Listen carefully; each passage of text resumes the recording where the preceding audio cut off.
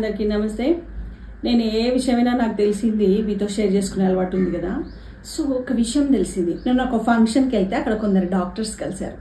So వాళ్ళు discuss చేస్తుంటే తెలిసిన విషయం ఏంటంటే, ఈ మధ్యకాలంలో స్వీట్ హౌసెస్ ఉంటాయి కదా, స్వీట్ బాగా దొరికేటువంటి ప్లేస్కి వెళ్తే వాళ్ళు అక్కడ ఏం దొరుకుతుంది, మనకి కాజు కదిలి బాగా ఉంటుంది కదా, ఎక్కువ షుగర్ లేకుండా తక్కువ షుగర్తోని బాదుషా కానీ మోతిచూర్ లడ్డు, తర్వాత ఈ ఏమంటారు కాజు కదిలి, ఇలాంటివి దొరుకుతుంటాయి. అయితే మీరు గమనించారా ఎప్పుడైనా, ఈ కాజు కదిలి పైన ఒక వైట్ షీట్ అంటే సిల్వర్ ఫాయిల్ అంటారు అనమాట, దానిపైన ఇంకా మోతిచూర్ లడ్డు పైన బాగా ఇట్లా అంటే అట్రాక్ట్ చూపర్ల దృష్టి దాని మీద పడాలి అని చెప్పేసి ఆ సిల్వర్ ఫాయిల్ వేస్తారు. నిజానికి అది సిల్వరే. కలకత్తాలో బాగా దొరుకుతుందంట, అది మ్యానుఫ్యాక్చరింగ్ అవుతుంది అనమాట. సిల్వర్ ని అంత పత్తలాగా ఫాయిల్ లాగా చేసి అది అమ్ముతుంటారు అనమాట. అది ఎందుకు వేస్తారో తెలుసా?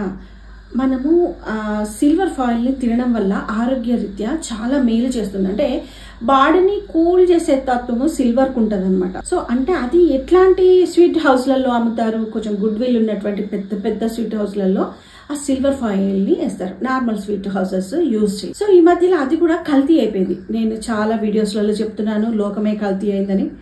కల్తీ కల్తీ కల్తీ, ఎక్కడ చూసినా కల్తీ. సో ఇప్పుడు ఏమవుతుందంటే, సిల్వర్ ఫాయిల్ కు బదులు అల్యూమినియం ఫాయిల్ సేమ్ యాసిడ్స్ గానే కలర్ ఉంటుంది కాబట్టి సేమ్ అదే విధంగా ఆ ఫాయిల్ ని తయారు చేసి స్వీట్ హౌస్లలో దాన్ని వాడుతున్నారట. ఇంత అత్యాశ అవసరమా అండి మీకు? స్వీట్ అమ్ముకునే వాళ్ళకు మనుషులు ఎక్కడైపోవాలి, మీకు డబ్బులు వస్తే చాలా, ఇంకా ఆ డబ్బుల కోసం ఇట్లాంటి అఘాయిత్యాలకు పాల్పడుతున్నారు స్వీట్ హౌస్ ఓనర్లు. మనం కొనే వాళ్ళం ఉన్నంతసేపు వాళ్ళు డబ్బులు కట్టల మీద కూర్చుంటారు. సో అలా కాకుండా మనమే కేర్ తీసుకొని ప్రతి ఒక్కరు ఆలోచించండి, కొనుక్కోండి స్వీట్స్.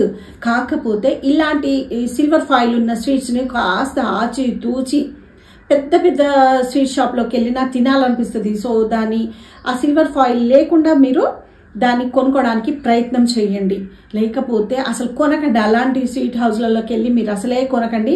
అది మన లోపలికి వెళ్ళిందంటే బోన్స్ ఎక్కడికి పోతుంది, బోన్ క్యాన్సర్ వస్తుందంట. సో అది తినడం వల్ల ఏంటంటే బోన్ కొరికే శక్తి అల్యూమినియానికి ఉంటుంది, సిల్వర్ కి అదేమో కూల్ చేసే తత్వం ఉంటుంది. ఈ రెండింటికి ఈ వ్యత్యాసం ఉంది అనమాట. సో దాన్ని కూడా వాళ్ళు క్యాష్ చేసుకొని మన మీద వ్యాపారం చేస్తున్నారు. బివేర్ ఆఫ్ స్వీట్స్ అండి. అదే కాకుండా ఇంకొక విషయాన్ని కూడా మీకు చెప్పాలనుకుంటున్నాను. ఏంటంటే, ఇప్పుడు నేతి పదార్థాలతో, ఓన్లీ నేతి పదార్థాలతోనే మా యొక్క స్వీట్ హౌస్లో నెయ్యి పదార్థాలే అమ్ముతున్నాము అని చెప్తున్నారు. సో అది ఎంతవరకు కరెక్టో మీరు ఆలోచించాలి. నెయ్యి దొరకాలి అంటే నిజంగా నెయ్యి అనేది ఎలా ఉంటుందనంటే, ఇప్పుడు ఆవు నెయ్యినే తీసుకుందామండి. ఫర్ ఎగ్జాంపుల్ A2 మిల్క్ నుంచే తీస్తారు ఆవు నెయ్యి. అది ఎంత కాస్ట్ ఉంటుందో ఒరిజినల్గా మీకు తెలుసా? చాలా 4000 to 7000 వరకు దానికి అంత వెచ్చించి మనం కొనుక్కోవాల్సి ఉంటుంది. నిజానికి దాన్ని అలానే తీయబడుతుంది అనమాట. 34-35 లీటర్స్ పాల నుంచి తీసిన వెన్నతోనే అలాంటి నెయ్యి తయారు చేస్తారండి. ఒరిజినల్ కాస్ట్ అంత కాస్ట్ ఉంటుంది. కానీ ఇప్పుడు మనము పెద్ద పెద్ద షాపులలో చూస్తుంటే నెయ్యి ఎంత దొరుకుతుందండి? కేజీ 500 రూపీస్కి కేజీ. ఇది కరెక్ట్ కాదు కదా. ఇది ఎలా 500కి వస్తుంది? అన్ని వేల నెయ్యి ఇట్లా వస్తుంది. ఎలా చేస్తున్నారో మీకు తెలుసా? మన జంతు కళేబరాలు ఉంటాయి. జంతు కళేబరాలు అది ఉడకబెట్టి దాని నుంచి వచ్చినటువంటి ఆయిల్, అది ఒక జెల్లీ లాగా వస్తుంది అనమాట.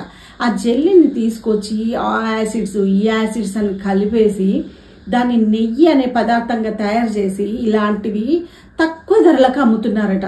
కొంచెం ఆలోచించండి. నెయ్యికి బయటి వేరే నెయ్యి అంటే నేను మెన్షన్ చేయదలుచుకోలేదు.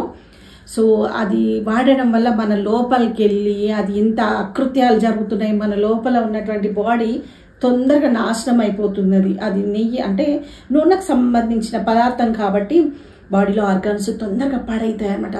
అది మనకు తెలియని రోగాల బారిన పడిపోయి మొత్తం మనుషులు ఆగమైపోతున్నారు. ఉన్నది చిన్న జీవితము. ఎంత వీలైతే అంత నూనెలే కానివ్వండి, నెయ్యి పదార్థాలే కానివ్వండి, బయట మనకు ఒరిజినల్ పాలు కూడా గేదె, అట్లీస్ట్ ఆవు నెయ్యి కాకుండా కూడా గేదె నెయ్యి అంటే మనం ఆ ఒరిజినల్ పాలు అమ్ముతున్నారు. ఇప్పుడు ఫార్మ్స్ పెట్టేసి తీసుకొచ్చి ఇస్తున్నారు. దాని నుంచి మనం తీసినటువంటి నెయ్యిని మనం ఇంట్లోనే తయారు చేసుకోవడానికి ప్రయత్నిద్దాము. ఇంకా ఆయిల్స్ విషయంలోకి వస్తే కూడా ఆ ఆయిల్స్ని మనము ఎంత వీలైతే అంత, ఇప్పుడు వేరుశనగ గుళ్ళు కూడా తీసుకొచ్చుకొని మనము గానుగ నూనెలు పట్టించుకొని కూడా మనము ఒక 10 కిలోల గానుగ నూనె అంటే ఒక 4 కిలోల నూనె వస్తుందండి. 10 కిలోల వేరుశనగ గుళ్ళకి 4 కిలోల నూనె వస్తుంది. ఆ బయట నుంచి తెచ్చుకున్న కంపెనీస్ ఆ ఆయిల్ మనం యూస్ చేసి ఒక 4 స్పూన్లు వేసే బదులు 2 స్పూన్లు వేసుకోండి. హెల్త్ బాగుంటుంది, ఆరోగ్యం మనం కాపాడుకున్న వాళ్ళమైతాము. సో సాటిస్ఫాక్షన్ ఉంటుంది, మనం పట్టించుకున్నాం గానుగ నూనె అని ఉంటుంది. అలాంటి పాడైన అంటే అలాంటి నూనెలు వాడకండి, అలాంటి నెయ్యిలు వాడకండి.